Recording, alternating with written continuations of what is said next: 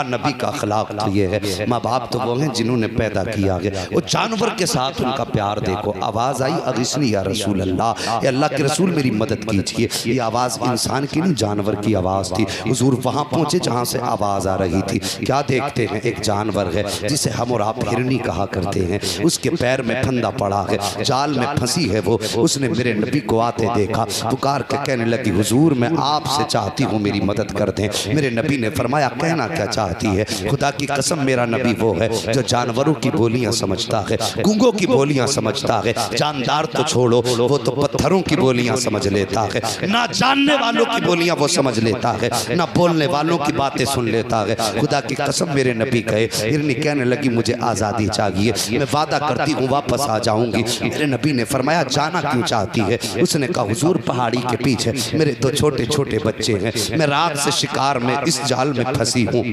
मेरे बच्चे मेरे इंतजार में होंगे, हुजूर वो भूखे होंगे, प्यासे होंगे। आका मुझे यहाँ से इजाजत है, मैं जाऊँ उन्हें दूध पिला के वापस आ जाऊंगी। मेरे नबी ने फरमाया क्या तू सच्चा वादा करती है? हिरन कहने लगी कौन है कायनात में जो आपसे वादा करते और उसे सच्चा ना कर सके? आपसे कहने के बाद झूठ कौन बोल सकता है? मेरे नबी ने फरमाया वापस आएगी। उसने कहा वादा करती हूँ हुजूर बच्चों को दूध पिला के वापस आ जाऊंगी। और साहिब ये जानवरों का प्यार अपनी औलाद से होता है। अगर जानवर अपने बच्चों से इतना प्यार करता है तो फिर इंसान कितना प्यार अपनी औलाद से किया करता होगा। आज जवान बड़ी आसानी से कह देता है, माँ बाप से कहते थे तुमने हमारे लिए किया ही क्या है, और तुझे जवान किया ये क्या ये कम था? तुझे कमा के खिलाते रहे क्या ये कम था? तेरी हड्डियों को ताकत दी क्या ये कम था? तेरे जिस्म को मांस चढ़ाया क्या ये कम था? तुझे बोलने की ताकत दी क्या ये कम था? तुझे समझने का शऊर दिया क्या ये कम था? आज आसानी से कह दिया करते हो तुमने किया ही क्या है। और खुदा की कसम तू जो चल रहा है ये एहसान माँ बाप का है, तू जो बोल रहा है ये एहसान माँ बाप का है,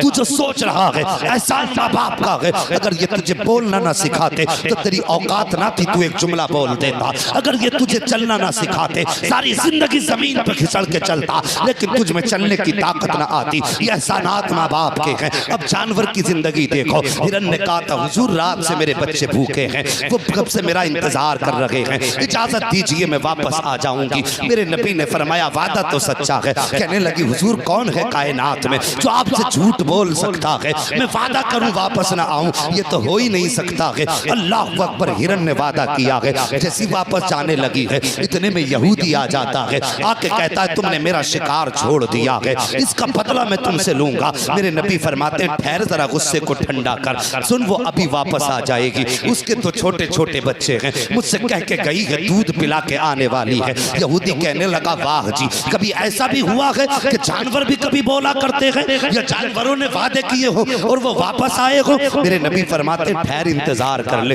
उसने कहा सुनो जी मुझसे वादा तुमसे करके गई है, मैं उस वक्त तक तुम्हें नहीं जाने दूंगा जब तक हिरन नहीं आ जाता है। जैसे उसने बहस की मेरे नबी खड़े हो गए, वो हाथ पकड़ के खड़ा है। थोड़ी देर गुजरी है कि वो हिरन अपने दौड़ी चली आ रही है, मेरे नबी के पास आई है। आने के बाद कदमों पे सर रखा है, कहती हुजूर मैंने वादा सच्चा कर दिया है। मेरे नबी फरमाते हैं आने में इतनी देर क्यों लगा दी? उसने कहा हुजूर मैं जब बच्चों में गई मेरे बच्चों ने मुझसे पूछा था माँ रात कहाँ चली गई थी, कब से तेरा इंतजार कर रहे हैं। जैसे इतनी बात कही कब से तेरा इंतजार कर रहे हैं। अल्लाह अकबर। इतनी बात कहने की देर थी। इसको बुझा दीजिए, तवज्जो कीजिए। आई ना आके मेरे नबी ने फरमाया हिरन बता तो सही इतनी देर कैसे लगा दी? उसने कहा हुजूर मैं बच्चों को दूध पिलाने गई थी, मेरे बच्चों ने मुझसे कहा माँ रात कहाँ गुजारी, हम कब से तेरा इंतजार कर रहे थे, भूख लगी थी। मैंने कहा बच्चों मुझे एक जाल ने फंसा लिया था, मैं एक जाल में फंस गई थी। बच्चे कहने लगे माँ फिर कैसे छूटी? मैंने बच्चों से कहा कि बच्चों सैयदुल अंबिया आ गए थे, मैं उनसे कह के आई हूँ। बच्चों ने कहा था माँ क्या फिर वापस जाना है? मैंने कहा हाँ बच्चों मैंने नबियों के सरदार से वापस वादा किया है, मुझे वापस जाना पड़ेगा। जैसे इतनी बात हिरन ने कही बच्चों से, बच्चे माँ के कदमों से लिपट जाते हैं। हिरन कहती हुजूर मेरे बच्चे मुझे आने नहीं दे रहे थे, कोई बच्चा आगे से आ रहा था, एक बच्चा पीछे से पैरों में अटक जाता था, कहता था माँ छोड़ के ना जा। बच्चे हिरन कहती आका बड़ी मुश्किलों से बच्चों को समझा के आई हूँ। मेरे नबी ने इतना सुना नबुव्वत वाली आंखें बरसने लग जाती हैं। सरकार रोए और रोने के बाद आका की आंखें बरसी ना। फरमाया सुन यहूदी इस हिरन को तू मुझे बेच दे। जैसे इतना मेरे नबी ने कहा, वो कहता है क्या करोगे? कहा कि मैं इसको खरीदना चाहता हूँ। इतनी बात यहूदी ने सुनी थी। वो कहता ये क्या कह रही है? मेरे नबी फरमाते यहूदी ये मुझसे कह रही है कि बड़ी मुश्किल से बच्चों को समझा के आई हूँ, हुजूर आपसे वादा किया था, इसलिए मैं मरने के लिए वापस आ गई हूँ। जैसी यहूदी ने इतना सुना है, उसकी भी आंखों में आंसू आ जाते हैं। कहता है ए मुसलमानों के नबी, खरीदने की जरूरत नहीं है, मैं आपको अपनी तरफ से इसको तोहफे में पेश कर देता हूँ। मेरे नबी ने तोहफे में लिया और लेने के बाद बैठे जमीन पे हिरन के सर पे हाथ रखा और फरमाया जा, आज तुझे मोहम्मद आजाद कर दे रहा है, अपने बच्चों में वापस चली जा। वो हिरन पीछे को देखती जाती थी, नबी को दुआएं देती जा रही थी, मुड़ के देखती जाती थी, दुआएं देती जा रही थी। जब नबी वापस चलने लगे, यहूदी आगे बढ़ा, नबी का दामन पकड़ा। जैसी दामन पकड़ा, आका फरमाते हैं अब क्या चाहिए? उसने कहा हुजूर सिर्फ हिरन को आजाद करके जा रहे हो, मुझे किसके सहारे छोड़ के जा रहे हो? ए आका, जिस तरह आपने हिरन को आजादी दी है, मुझे भी दोज़ख से आजादी अता फरमा दी। सुभान अल्लाह। नारे तकबीर, नारे रिसालत, नारे गौसियत, उलमाए अहले सुन्नत, अज़मत मुस्तफ़ा, शान मुस्तफ़ा, मुफ्ती हम्माद रज़ा मुरादाबादी। बहुत अच्छे बात। हाँ साहिब, जो जमीन वालों पर रहम करता है अल्लाह उस पर रहम फरमाता है। मेरे नबी के दिल में जानवरों का इतना दर्द और हमें अपनों का दर्द नहीं। सोचिए हम कैसे मुसलमान हैं। मैं आपको नहीं बताऊंगा, तुम्हारा परसेंटेज मैं नहीं बताऊंगा, खुद सोचना। नबी जानवरों से भी प्यार करें और हम अपनों से भी प्यार न करें, फिर सोचो कौन से मुसलमान। सहाबा नबी की नाम पे गर्दनें कटा दे और हम निकाह के मौके पे गाने बजाएं, सोचो हम कौन से मुसलमान। मेरे नबी बहन के दस्तरखान पे सूखे टुकड़े खा लें और मुस्कुरा के बहन को दुआएं दें और हम तला भुना खा के भी खाने में ऐब निकालें, सोचो हम कौन से मुसलमान। गौर करो, मेरे नबी ने गरीबों को सीने से लगाया, हम गरीबों का खून पी रहे हैं, सोचो हम कौन से मुसलमान। लक़द कान लकुम फ़ी रसूलिल्लाहि उस्वतुन हसना, मेरे महबूब की जिंदगी तुम्हारे लिए बेहतरीन नमूना है। हाँ साहिब, मुस्तफ़ा की ज़िंदगी अपना लो, आक़ा करीम से प्यार करो। अगर वो हमारे हो गए तो समझ लेना सारी खुदाई हमारी हो जाएगी। डॉक्टर इकबाल ने कहा था कि मोहम्मद से वफा, तूने तो हम तेरे हैं, ये जहाँ चीज़ है क्या लोहो कलम तेरे हैं। अगर मुस्तफ़ा के ना हो सके तो कायनात में किसी तरक्की की उम्मीद मत करना। उनके जो हम गुलाम थे, खल्क के पेशवा रहे, उनसे फिरे जहां फिरा आई कमी वकार में। हाँ, ये संबल हमारा पाकिस्तान कहलाता है कि नहीं? इतनी आबादी हमारी और फिर भी हम रुसवा हैं। कमी तो कुछ ना कुछ हमसे हुई है। सिर्फ मोदी और योगी जिम्मेदार नहीं, तुम भी जिम्मेदार हो, हम भी जिम्मेदार हैं। हर बंदा अपने घर के हालात बेहतर कर ले। शादी ब्याह में देखना, तमाशों में देखो, हमारे घर की बेटियां ऐसे लिबास पहनते कि देखने वालों को शर्म आती है, पहनाने वाले को हया नहीं आती। ना सरों पे दुपट्टे, ना बदन पे कपड़े ढंग के।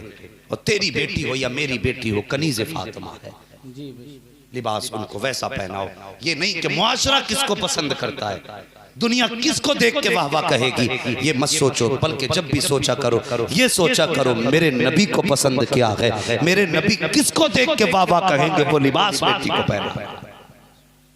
ये तरीके अपना लो। अगर ये नहीं अपनाओगे तो मैं गारंटी के साथ कह जा रहा हूं, अगर तौबा किए बगैर मर गए तो फिर अंजाम के बारे में सोचते रहना। बदल लो अपने तरीके। सिर्फ ये नहीं, इतनी आसान भी जन्नत नहीं है। हाँ, उसके कर्म के ऊपर है। आज बैठे हो, ना जाने वो किसके सदक़े में आज सबकी खताएं बख्श दे। हम तो माइल बकरम हैं, कोई साइल ही नहीं। राह दिखलाएं किसे रह रवे मंजिल ही नहीं। और क़यामत में याद रखना, जन्नत जो मिलेगी ना, जिसको भी मिलेगी, या तो खुदा की रहमत से मिलेगी या मुस्तफ़ा की शफाअत से मिलेगी। दो ही चीजें हैं जो जन्नत देगी, या तो रब की रहमत जन्नत देगी या मेरे मुस्तफ़ा की शफाअत जन्नत देगी। ये सच है, नबी कब्र में आएंगे। ये भी सच है, नबी हश्र में शफाअत करेंगे। लेकिन थोड़ा सा जरा मुंह ऐसा बना के मर जाओ कि कब्र में मुस्तफ़ा आए तो मुंह दिखाने में शर्म ना आए। हाँ, चेहरे पे कफन जब पड़ा हो ना तो सीने पे नबी की सुन्नत भी लगी हो, और फरिश्ते कफन हटाएं तो पूछने की जरूरत ना पड़े, दाढ़ी बता दे मुस्तफ़ा का आशिक कब्र में आ गया। हाँ जवानों, चेहरों पे दाढ़ियां सजा लो, इससे कुछ उम्रें घटा बढ़ा नहीं करती, इतना जरूर है इससे इज्जतें जरूर बढ़ जाया करती है, गुनाहों में कमी आ जाती है दाढ़ी से। हाँ, ज़बानें सही चलने लगती है, बात में वजन होने लगता है जिसके चेहरे पे दाढ़ी आ जाती है। वरना दाढ़ी ना हो तो कहते हैं जुम्मन के लड़के ने अच्छन ने ऐसा कहा, बब्बन ने ऐसा कहा। और जिस दिन दाढ़ी आ जाती है ना कि साहब मुल्ला जी देखो ऐसी बात कह रहे हैं, फिर अनपढ़ को भी लोग मुल्ला जी कहने लगते हैं। मेहरबानी करो जवानों, दुनिया छोड़ो, ये रंग इनमें कुछ मजा नहीं है। गाने बजाते बजाते मर गए, कितने एक्सीडेंट होते, लीडें लगी रह जाती, कितने सो के उठे लीड कान में थी, गाने बज रहे थे। ऐसी मौत से अल्लाह बचाए। अगर कानों में लीडें लगानी है ना तो मुस्तफ़ा की नात के तराने सुना कर। सुबह को खेत में जाओ तो नात पढ़ते हुए जाओ, और किसानों हल चलाओ तो नबी की नात पढ़ते हुए हल चलाओ। जमीन की जुताई करो तो नात पढ़ते हुए करो, तेरी मेहनत भी रंग लाएगी, मुस्तफ़ा की नात भी रंग लाएगी। दवा का असर तो होगा ही होगा, जो भी होगा, लेकिन फिर देखना नात पढ़ के खेती कर, और खुदा की कसम दवा उतना फायदा नहीं करेगी जितना फायदा मदीने वाले की दुआ कर जाएगा। तरीके अपनाओ जवानों, आका से रिश्ते मजबूत करो। शादियां हों तो अपनी शादी पे तेरा बंदे और बातें मदीने वाले की होनी चाहिए। यही आका की गुलामी का सबूत है। खाली गोश्त खाना, टोपी ओढ़ लेना, कुर्ता पजामा पहन लेना गुलामी के लिए काफी नहीं है। हाँ, अपनी हर खुशी पे नबी को याद रखो। मरने की तरफ देख न जीने की तरफ देख, जब चोट लगे दिल पे मदीने की तरफ देख। हमारा रिश्ता मदीने से मजबूत है। हाँ साहिब जवानों, रिश्ते मजबूत कर लो आका से। आज से अहद कर लो, अब तक जिंदगी अपनी मर्जी से गुजरी थी, आज के बाद जिंदगी मदीने वाले की मर्जी से गुजारनी है। रोजी हलाल तलाश करो, दिलों में रहम पैदा करो, खुशी के मौके पे भी नबी को याद करो, गम के मौके पे भी नबी को याद